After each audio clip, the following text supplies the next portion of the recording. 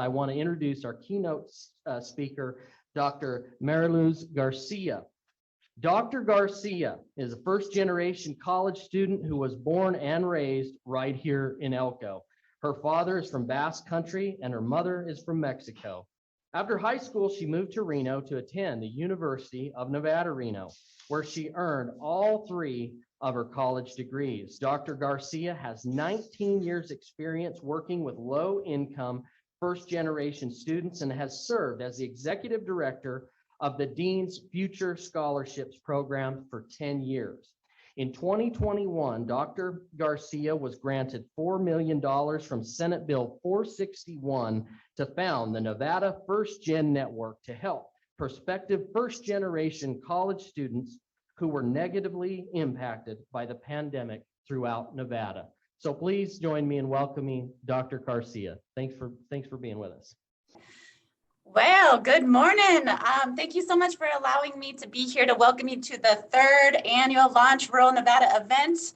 I was super excited to learn about this event because I saw that it provides an opportunity for mentorship and connection, which I believe is absolutely critical in all sectors, in all areas of life. And so when Danielle reached out to me, I was kind of shocked because I literally emailed her back and said, if you want a crazy story about a school counselor who started running a nonprofit at the age of 31 with no business background and no fundraising experience, then I'm your gal. And I thought she would say, maybe not. But she wrote me back and she said, absolutely. Most of our entrepreneurs we work with do not have any formal business training. They follow their passion and they figure it out as they go. So I loved her response. And I thought I would embrace that for today's keynote. The first slide, the title is, that's a weird name.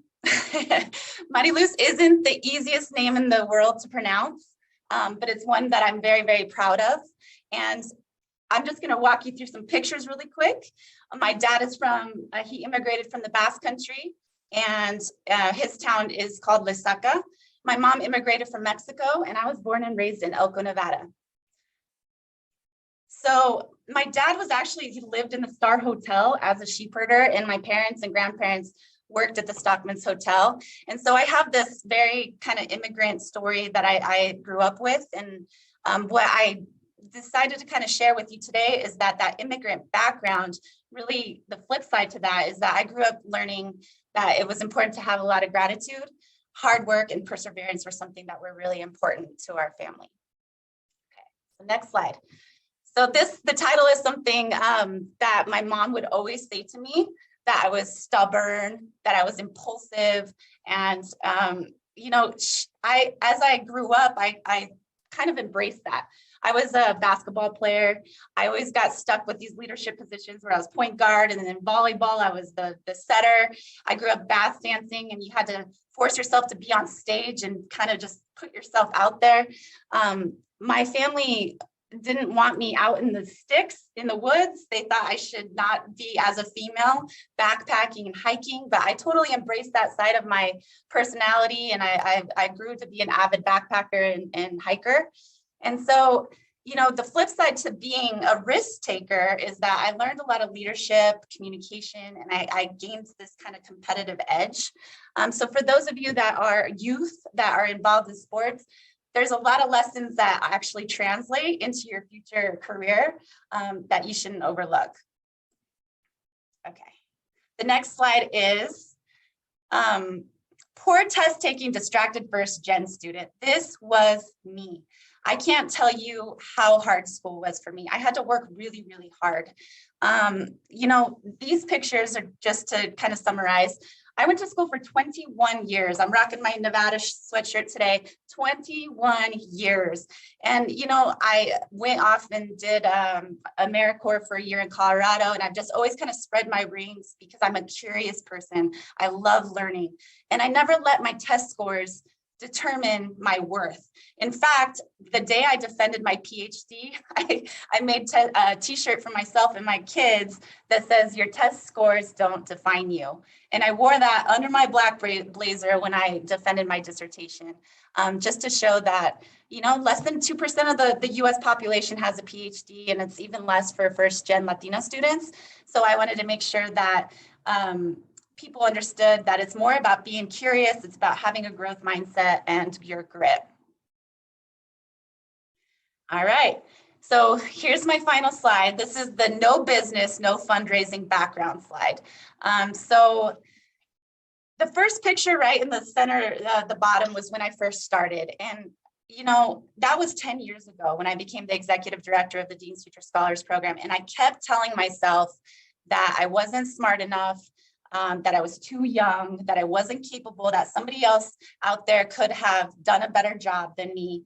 And so I had this like major imposter syndrome when I first started, and I pushed through because at the end of the day, I was forced, because I didn't have the background for business or fundraising, I was forced to really learn how to connect with people and how to maintain strong relationships. And so that resourcefulness, that hustle, the ability to storytell is what really kind of propelled me through the last decade, to the point where our program started to get noticed and we gained statewide recognition. Senator Heidi Sievers-Ganser sent us the $4 million. And here I go again, I'm able to build a program from the ground up using those core values and things that I learned. So what was considered maybe a deficit at first really ended up being an asset for me as a professional. Last slide, embracing your uniqueness. And so, you know, I don't know if you guys want to drop one word into the chat that makes you unique, as you're hearing kind of some of the things that maybe my mom was like not super excited about, but ended up being a really strong strength that made me into who I am today. So feel free to drop some things in the chat if you'd like to share an aspect of your uniqueness. But I just want to tie this up. I only had 5 minutes, so I know I went through that really quickly. But the people on this call, as I understand it, it's a wide range of ages. You guys are located in all sorts of geographic locations in Nevada. You have different backgrounds, you have different experiences. And I think that's a really beautiful thing. I think that's what I got so excited about the audience today, because that's really where our strength is. That's where all the creative juices flow, and that entrepreneurial spirit isn't really about your resume or the letters behind your name. It is, at the end of the day, something that is more about your mindset, and it is something that you develop over time. So don't underestimate, you know, mowing lawns for $5 a pop. That teaches you stuff. That is important. Character building, it teaches you work ethic. All of these life lessons will shape you as an entrepreneur. And so for you guys to be here today and to call in and to be dedicated to this process, I applaud you, because it shows hard work. It shows risk taking. You're putting yourselves out there. You're demonstrating your passion. You're being innovative. And you are ultimately optimistic. And I think that is critical when you are embarking on something new, like in the world of entrepreneurship. And so I was struggling to tie this presentation up, and I brought in a coworker. His name is Manny, and we call him Manny the Beast Ortiz, just to mess with him. And I said, Manny, how do I tie this up? And he came up with this quote at the end. And he said, "In a world of spoons and forks, be a spork." And so I just thought that was really funny, because it embraces this idea of being unique.